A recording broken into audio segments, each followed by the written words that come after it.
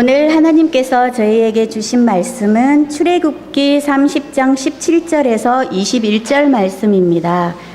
제가 가진 성경으로는 구약 129페이지입니다. 봉독하겠습니다. 여호와께서 모세에게 말씀하여 이르시되 너는 물두멍을 놋으로 만들고 그 받침도 놋으로 만들어 씻게 하되 그것을 회막과 제단 사이에 두고 그 속에 물을 담으라. 아론과 그의 아들들이 그 두멍에서 수족을 씻되 그들이 회막에 들어갈 때에 물로 씻어 죽기를 면할 것이요 제단에 가까이 가서 그 직분을 행하여 여호와 앞에 화제를 살을 때에도 그리할지니라. 이와 같이 그들이 그 수족을 씻어 죽기를 면할지니 이는 그와 그의 자손이 대대로 영원히 지킬 규례니라. 아멘.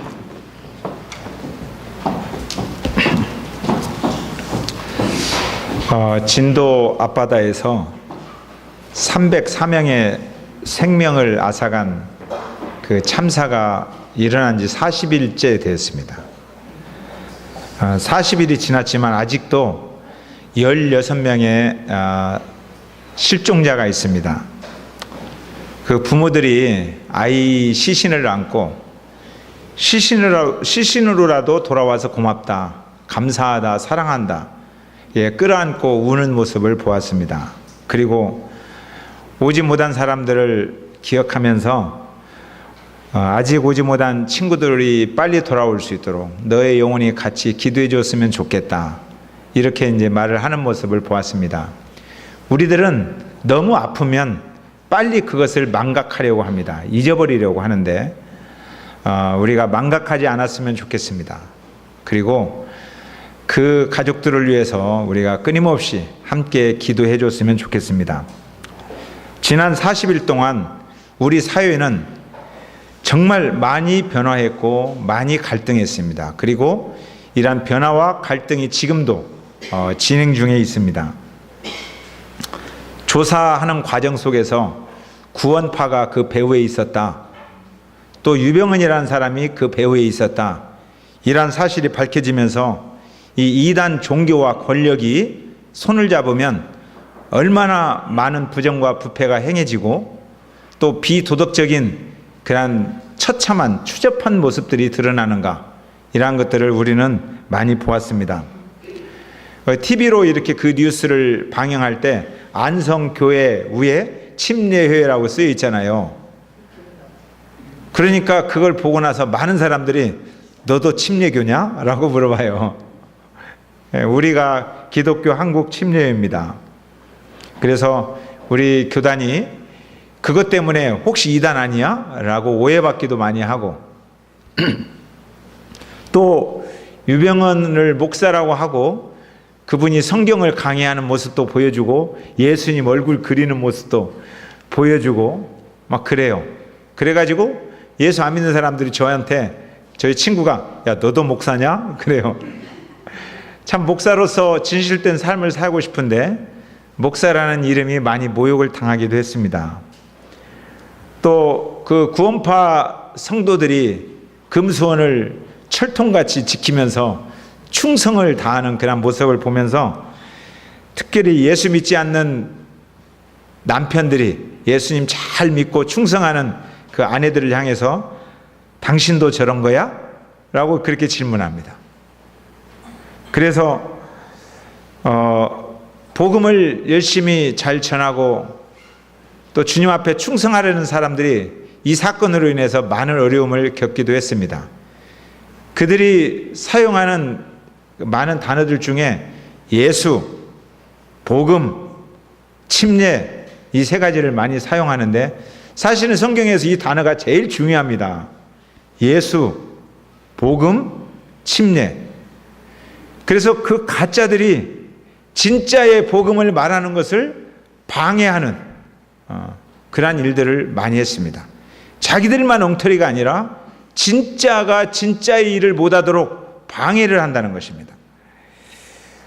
더군다나 권력을 향해서 우리가 남이가 그런 프랑카드도 붙여가지고 우리는 한통속이야. 예. 이러한 모습들을 우리들에게 보여줍니다. 하여튼 여러모로 목사란 이름을 가지고 있는 사람들, 그리고 특별히 침례교단, 충성을 다하는 신실한 그리스도인들, 복음을 위해서 헌신하는 선교사들, 전도하는 사람들, 이런 사람들이 큰 어려움을 겪게 되었습니다. 그러나 꼭 부정적인 영향만 있는 것은 아닙니다. 이 사건을 보면서 구조하거나 정말 봉사에 적극적으로 헌신하는 어른들의 모습을 많이 보았습니다.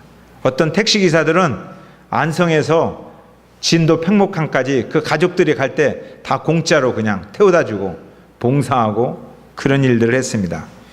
외국 신문에서 한국 사회는 부정과 부패, 그리고 경제 성장의 어두운 면 때문에 이런 참혹한 사건이, 이런 어두운 면이 있다. 그럼에도 불구하고 봉사 정신은 세계 최고다. 이렇게 신문에 났어요. 그러니까 봉사하는 마음들이 우리 사회에 있다는 것입니다. 엘리야가 너무 지쳤을 때에 이렇게 기도했습니다. 주여, 나만 홀로 남았습니다. 그런데 저들이 나도 죽이려고 합니다. 얼마나 지치고 힘들었으면 나만 이렇게 힘듭니다. 이렇게 하겠어요. 그런데 하나님께서 말씀하셨습니다. 무슨 소리냐? 내가 나를 위하여 바알에게 무릎 꿇지 않는 7,000명의 하나님의 사람, 남은 자들을 두었다. 이렇게 말씀하십니다. 우리들도 어떨 때 너무 힘들고 어려우면 주여, 나만 어려움을 겪습니다. 나만 고통을 받고 있습니다. 나만 너무너무 힘듭니다. 이렇게 말씀하실 때 하나님께서 무슨 소리냐? 너와 함께하는 사람들 7,000명이 함께 있다. 하나님이 주의하시면 그 주의자의 손에 주목하고 있는 사람들이 7,000명이나 된다. 이런 말씀 해주지 않겠어요? 가끔 합창을 하다 보면, 합창은 여러 소리들이 모아져서 아름다운 하모니를 만드는 것입니다. 그런데 합창하다 보면 중간에 솔로가 있을 때가 있어요. 그럴 때 얼마나 솔로로 부르려면 갑자기 두렵고 외롭잖아요. 그런데 합창 가운데 부르는 솔로는 두려운 자리가 아니라 특별한 자리입니다. 그리고 같이 자기가 혼자 노래 부르고 있는 것 같지만 많은 시선이 주의자의 시선에 같이 모아져 있어요. 마음을 같이하여 부르고 있다는 거예요. 우리 한국교회도 이렇게 신실한 교회들을 많이 두셨다고 저는 믿습니다. 신실한 그리스도인들이 같이 있어요. 물론 한국교회가 많이 회개해야 됩니다. 그러니까 한국교회가 엄청난 돈을 투자해서 건물 짓는 데 다 돈을 쏟아붓고 조직화되고 대형화되고 그러면서 복음의 본질이나 교회의 본질, 신앙의 본질을 많이 잃어가는 모습을 우리가 발견하게 됩니다. 피 묻은 십자가의 복음, 그리고 서로 사랑하는 공동체, 지체, 이런 교회의 본질을 한국교회가 많이 잃어가고 있는데, 이번 사건을 통해서 한국교회가 경고의 소리를 들었으면 좋겠어요. 경고! 정신 차려라! 그래서 교회를 교회되게 하려고 하고, 예배를 예배되게 하려고 하고, 신앙을 신앙되게 하려고 하는 진짜 그리스도인들이 곳곳에서 일어나서 아름다운 합창을 하는 하모니의 대열 속에 참여했으면 좋겠다, 이런 생각을 하고 있습니다. 정명숙 권사님, 돈 10,000원 주워본 적 있어요? 없어요? 지금까지 살아오면서 있어요? 돈 10,000원 주웠을 때 기뻤죠? 근데 돈 10,000원 잊어버린 적 있었어요? 이거 참 잘 살아오셨습니다. 근데 돈을 10,000원 주었을 때와 10,000원 잃어버렸을 때 받는 심리적인 영향이 어느 쪽이 더 클까요? 예, 돈을 잃어버렸을 때. 그러니까 같은 액수지만 심리적으로 영향을 받는 것은 잃어버렸을 때가 훨씬 더 큽니다. 2배가 더 크답니다. 이익에 대한 기쁨보다 잃어버렸을 때 그 손실감의 영향력, 심리적인 영향력이 2배가 큰데, 이것을 심리학적인 용어로 손실회피다, 이렇게 말합니다. 그러니까 취직을 했을 때보다 엄청 기쁘잖아요. 근데 취직하지 못하고 직장을 상실했을 때 그 상실감이 너무너무 커요. 자녀를 이렇게 태어났을 때 얻는 그 기쁨이 엄청나게 크잖아요. 근데 진도 앞바다에서 자녀를 상실했을 때 그 상실감이 엄청나게 큰 거예요. 사랑하는 아내와 함께 결혼할 때 그 축복이 엄청나게 좋잖아요. 그런데 사랑하는 아내와 헤어질 때, 아내를 천국에 보낼 때 심리적인 영향이 너무너무 크다는 거예요. 그래서 우리는 고통받는 자, 잃어버린 자에게 더 깊은 관심을 가져야 돼요. 왜냐하면 그들이 심리적인 영향을 더 크게 받고 있기 때문에 잃어버린 자에 대한 눈을 떠야 되는 거예요. 잃어버린 자. 이것이 교회입니다. 근데 기독교가 이러한 잃어버린 자에 대한 관심을 갖기보다는 하나님의 복음으로부터 벗어나서 크게 타락한 경우가 여러 번 있었습니다. 역사적으로. 중세기에는 기독교가 너무 타락해서 젊은 신학자들이 더 이상 안 되겠다라고 종교개혁이라는 이름으로 반기를 들었습니다. 그때 그들이 반기를 들면서 교회는 오직 말씀으로 돌아갔으면 좋겠습니다. 교회는 믿음으로 돌아가야 됩니다. 교회는 오직 은혜로 돌아가야 됩니다. 이러한 표어를 내걸고 종교개혁을 했습니다. 16세기 종교개혁에 단초를 제공한 사건이 교황청에서 발급한 면죄부 때문에 그랬습니다. 그것이 아주 불길을 당겼어요. 이 면죄부라는 게 뭐냐? 부모님이 돌아가셨어요. 그런데 천국과 지옥의 중간쯤에서 대기하고 계세요. 근데 자녀들이 그 부모님을 생각하면서 헌금을 많이 합니다. 그리고 정성을 드립니다. 선행을 쌓습니다. 이렇게 지성을 드리면 하나님이 감동하셔서 그 부모님을 천국으로 보내는 거예요. 이게 지성이면 감천이에요. 그런데 이런 종교적인 심리는 모든 사람에게 다 있습니다. 지성이면 감천이다. 그래서 헌금을 많이 내고 또 어디 가서 점칠 때는 복채를 많이 내고 그리고 가장 많이 선행을 쌓고 기도를 하고 인생을 아름답게 법을 잘 지키고 착하게 살고 그러면 하늘이 감동하신다. 이게 지성이면 감천이잖아요. 종교가 그렇게 해서 태동되었습니다.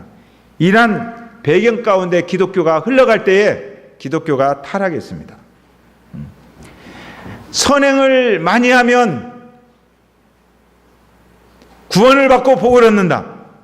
이런 사상 가운데서 열심히 살아온 사람을 성자다 이렇게 불렀어요. 성자다. 근데 사람 중에 성자가 있을까요? 없을까요? 없어요. 물론 우리 교회는 성자가 2명 있어요. 용성자, 권성자. 성자가 있지만 그러나 사람을 성자라고 추종하기 시작하면 그 집단은 타락하게 됩니다. 신천지의 이만희 추종하면 그 집단은 타락하는 거예요. 구원파의 유병헌 추종하면 타락하는 거예요.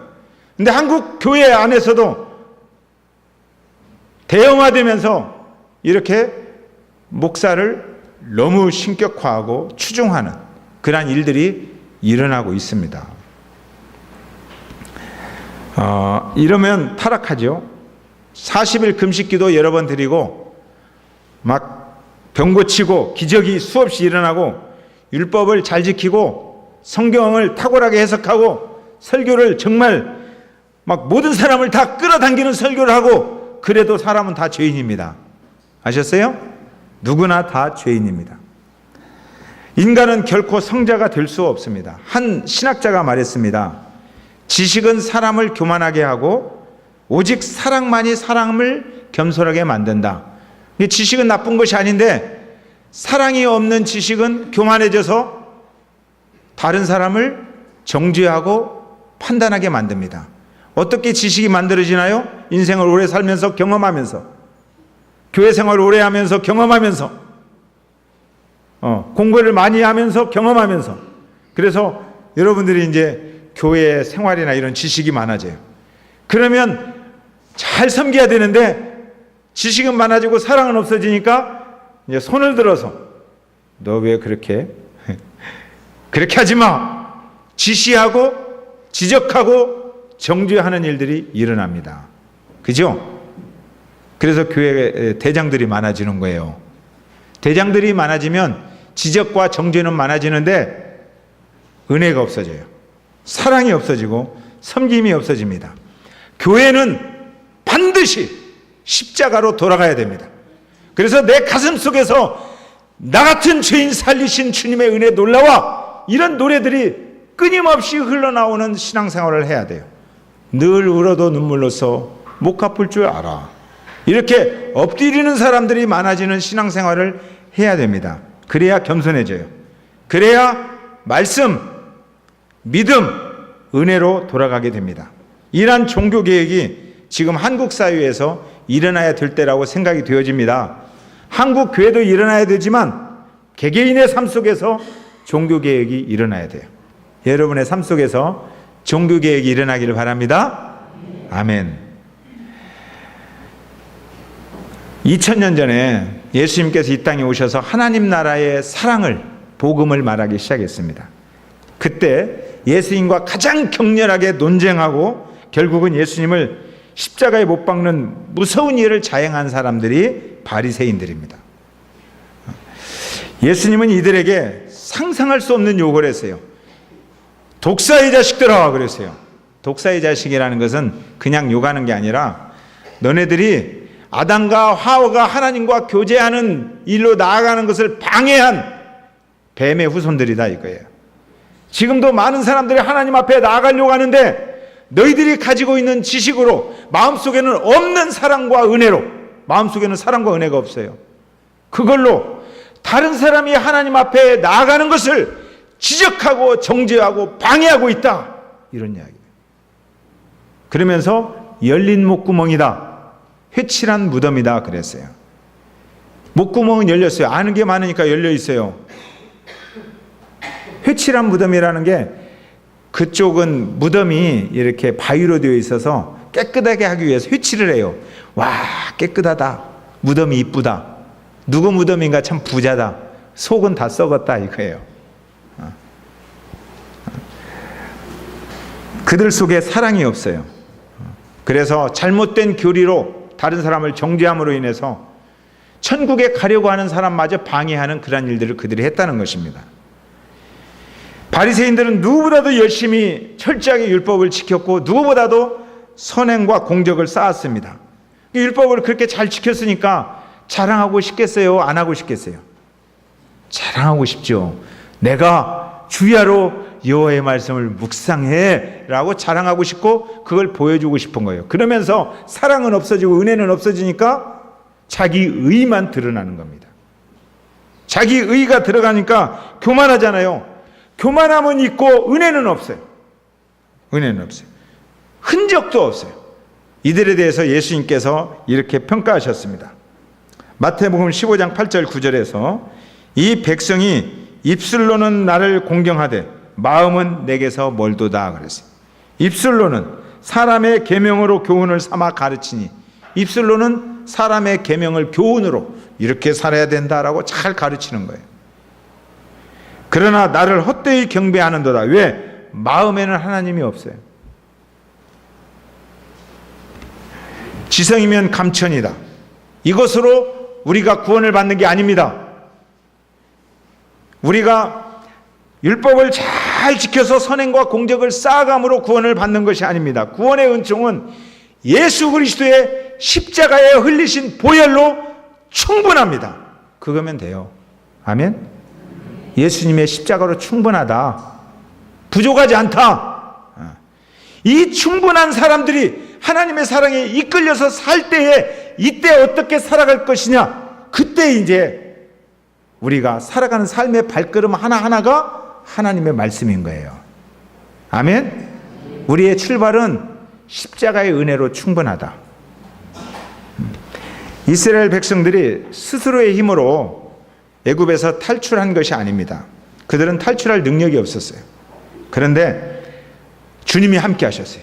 그들은 스스로의 힘으로 홍해를 건너갈 수도 없었고 사막을 건너갈 수도 없었고 목마름의 문제도, 배고픔의 문제도, 추위도 더위도 아무것도 해결할 수 없었어요. 그런데 오직 하늘로부터 하나님의 은혜가 쏟아 부어졌어요. 그리고 언약을 체결했어요. 하나님의 은혜로 너희들이 하나님의 자녀가 되었다. 너희들은 내 백성이다. 나는 너희의 하나님이다. 이제부터 이렇게 살아갈 때 이제 너희들이 바르게 선행하며 바르게 살아야 된다. 이렇게 말씀하신 거예요. 섬기며 살아야 된다. 하나님을 본 사람이 있어요? 없어요? 하나님을 보았다고 하면 그 사람 무조건 이제 가짜입니다. 예, 하나님은 영이십니다. 그런데 우리는 하나님을 보아요. 영으로 보아요. 영으로. 십자가의 은혜로 보아요. 그래서 십자가를 통해서 영혼의 눈이 밝아지면 하나님이 보여요. 어떻게 보여요? 눈 두 개, 코 하나로 보이는 게 아니라 사랑이시구나 이렇게 보여요. 하나님이 사랑이시구나. 하나님이 생명이시구나. 하나님이 힘이요 반석이시구나. 하나님이 목자이시구나. 아, 하나님이 나를 사랑하시고 지금도 여전히 사랑하고 계시는구나. 그래서 주님이 나를 사랑하셨기 때문에 십자가 앞에서 펑펑 울면서 말합니다. 주님, 내가 비록 사망의 음침한 골짜기를 행할지라도 두려워하지 않습니다. 왜요? 내 안에 주님의 사랑과 은혜가 넘치고 있으니. 그런데요, 주님의 사랑과 은혜를 잃어버리면 사망과 음침한 골짜기를 헤매게 되면 불안하고 두렵습니다. 외롭습니다. 그래서 세상 많은 사람들은 이 사망의 음침한 골짜기를 들어가면 한강으로 가서 뛰어내려요. 못 견뎌서. 그런데 주님의 사랑이 넘치기 시작하면 사망의 음침한 골짜기를 헤매면서도 말하는 거예요. 여호와는 나의 목자시니 내가 두려워하지 않겠습니다. 이 은혜를 배우는 곳이 성막입니다. 성막. 교회라는 거예요. 성막 안에 들어가면 언약궤가 있어요. 거기에 길과 진리와 생명이신 예수님의 모습이 다 있어요. 그 위에 속죄소가 있어요. 나를 용서하시고. 거기에서 하나님의 사랑과 은혜를 경험합니다. 그리고 떡상이 있어요. 하나님과 교제를 나누어요. 아, 그 자리에서 하나님이 나를 얼마나 사랑하시고 은혜를 베푸시는가를 경험해요. 이쪽에 보니까 등잔대에서 빛이 쫙 비춰오야 하나님이 나를 얼마나 사랑하고 얼마나 은혜를 베푸시는가를 그걸 통해서 보는 거예요. 분향단이 있어요. 분향단에서 기도의 향을 올리면 기도의 향이 응답되어서 내려오는 거예요. 아, 하나님이 나를 사랑하는구나. 은혜가 내게 임하는구나. 그리고 오늘 물두멍이 있어요. 물두멍. 물두멍도 하나님의 사랑과 은혜를 경험하는 곳입니다. 자, 18절을 우리 함께 읽어보겠습니다. 18절 시작.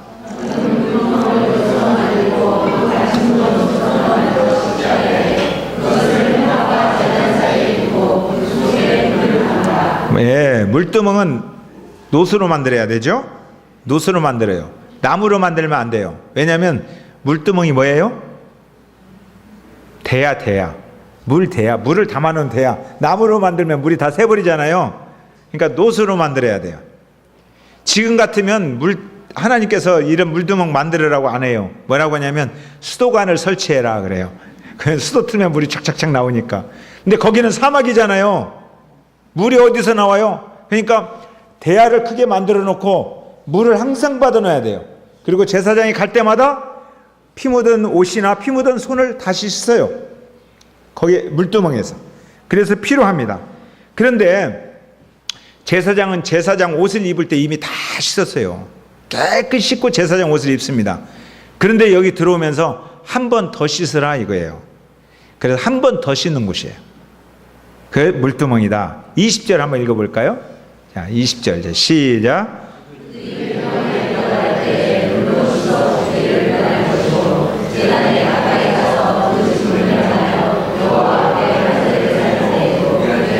예, 제단에 가까이 가서 그 직분을 행할 때 그 직분을 행하기 위해서 한 번 더 씻는 거예요.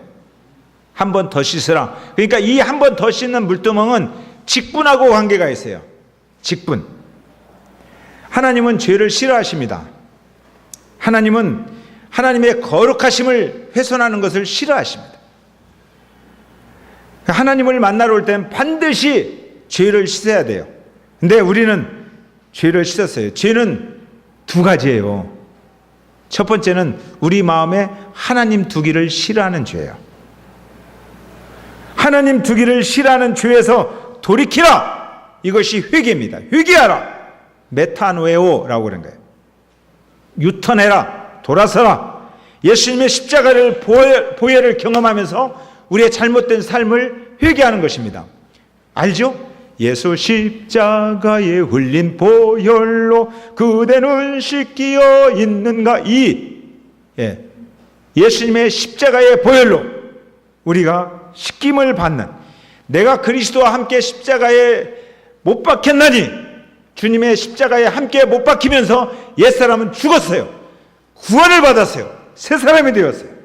어디서든지 무엇을 하든지 주님을 따르기로 결단한 하나님의 백성들이 하나님의 은혜를 입은 자들입니다. 결단코 하나님의 사랑에서 끊을 수가 없습니다. 아멘. 네. 바울은 이렇게 말해요. 내가 확신하노니 사망이나 생명이나 천사들이나 권세자들이나 현재 일이나 장래 일이나 능력이나 높음이나 깊음이나 다른 어떤 피조물이라도 우리를 우리 주 그리스도 예수 안에 있는 하나님의 사랑에서 끊을 수 없느니라. 아멘. 하나님의 사랑이 우리를 넉넉히 이기게 하셨어요. 그럼에도 불구하고 한 번 더 씻으라 이거예요. 한 번 더 씻으라. 예수님의 십자가에 예수님이 십자가에 못 박혀 돌아가시기 전날 밤에 예수님께서 베드로와 제자들에게 발을 씻겨주면서 말씀하셨어요. 그랬더니 베드로가 제 발을 씻길 수 없습니다. 그랬더니 예수님이 뭐라고 말씀하셨어요? 내가 너를 씻어주지 아니하면 내가 너와 아무런 상관이 없다. 발을 씻겨주는 것이 뭐예요? 섬기는 거예요. 내가 너를 섬기지 아니하면 너하고 섬기는 관계가 아니다. 아무것도 아니다 이거예요. 그러면서 다 씻겨준 후에 말씀하셨습니다. 내가 주와 선생이 되어 너희의 발을 씻었으니 너희도 서로 발을 씻어주는 것이 옳으니라 그랬어요. 이게 직분이에요. 발을 씻어주는 거. 이 말씀과 행동을 통해서 주님께서는 우리들의 직분은 낮아져서 겸손해져서 지체의 발을 씻어주고 나눠주고 섬기는 것이다 이렇게 말씀하신 거예요. 이 일을 하기 위해서 한 번 더 씻으라 그랬어요. 왜요? 우리 마음속에 예수님을 섬기는데도 불구하고 교회에서 경력을 쌓아가다 보면 지식이 많아져요. 그죠? 그러면서 뭐가 싹 터요? 교만함이 싹 터요.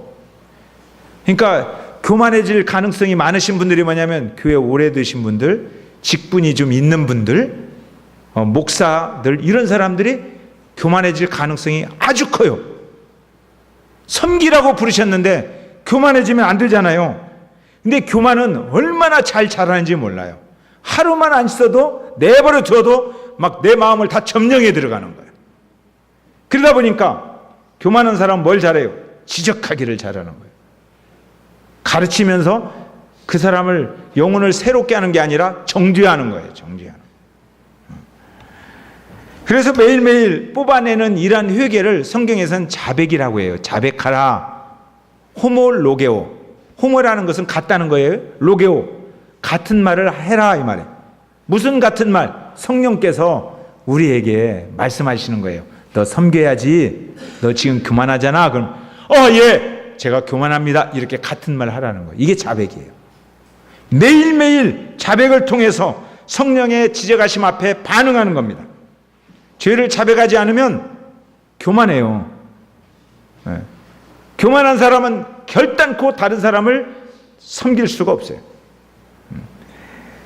매일매일 자백하는 사람만이 겸손해집니다. 그리고 겸손한 사람만이 다른 사람과 나눌 수 있고 섬길 수 있어요. 가끔 내가 너무 약해졌다. 연세가 많으신 분들이 약해졌다. 예수 믿고 나서 약해졌다. 이렇게 말씀하시는 분들이 있어요. 잘하시는 거예요. 우리는 약해져야 되는 거예요. 그리스도인들은 자신이 약해졌다는 말을 듣는 것을 즐겨야 됩니다. 내가 깨지고 부서지고 내 의가 완전히 없어져야 주님이 살아나는 거예요. 그래서 바울이 뭐라고 고백합니까? 약할 때 강함 대신에 나의 보배가 되신 주 그러잖아요. 바울도 그전에는 강한 사람이었어요. 나는 예전에 강한 사람이었다. 어디 가서도 큰 소리 칠 만한 사람이었다. 그러나 내가 예수님 믿고 나서 다 깨져버렸다. 약해졌다. 죄인 중에 괴수다. 나는 정말 깨지고 지금도 더 깨져야 된다. 내가 약해질 때 주님의 강함이 살아난다. 이렇게 말했어요. 그러니까 물두멍에서 손을 씻는 거 한 번 더 씻는 것은 뭐예요? 약해지는 거예요. 손을 씻는 것은 내가 깨지는 거예요. 내가 부서지는 거예요. 그래야 주님이 살아나니까. 이것을 사역을 감당하려면, 여러분들이 직분자라면, 제사장으로서 하나님 앞에 나오려면 매일매일 씻어라 이거예요. 매일매일. 물두멍이 그런 거예요. 제사장들은 물두멍에서 물을 퍼서 손을 씻습니다. 그러면서 거기에서 다짐하는 거예요. 하나님, 오늘도 내가 섬기는 직분을 감당하기 위해서 낮아지겠습니다. 내가 겸손해지겠습니다. 내가 섬기겠습니다. 내 속에서 교만함을 뽑아내겠습니다. 그래요. 우리는 왕같은 제사장이잖아요. 그러니까 우리도 날마다 자백해야 되는 거예요. 주님 앞에 자백하면서, 주님, 내 몸에서 살든지 죽든지 그리스도가 가장 존귀 되기를 소망합니다. 나는 나눔과 섬김의 삶을 소원합니다. 주님을 소원합니다. 나는 약해지고 주님만 소원합니다. 이런 고백이 있어야 되지 않겠어요? 그래야 직분을 감당하는 거예요. 이것이 물두멍입니다. 아멘. 물두멍의 은혜가 있기를 원합니다. 네, 찬양합시다.